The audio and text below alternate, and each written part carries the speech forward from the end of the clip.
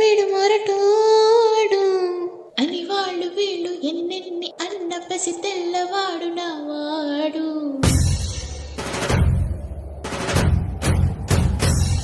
వీడు మొండోడు అని ఊరువాడ అనుకున్న కాని మహారాజు నాకు నావాడు.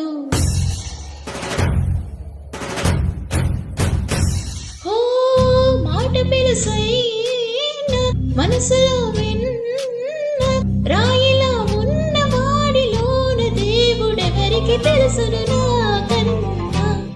చూసేకి అక్కిరవ మాదిరి ఉంటాడే నా సామి.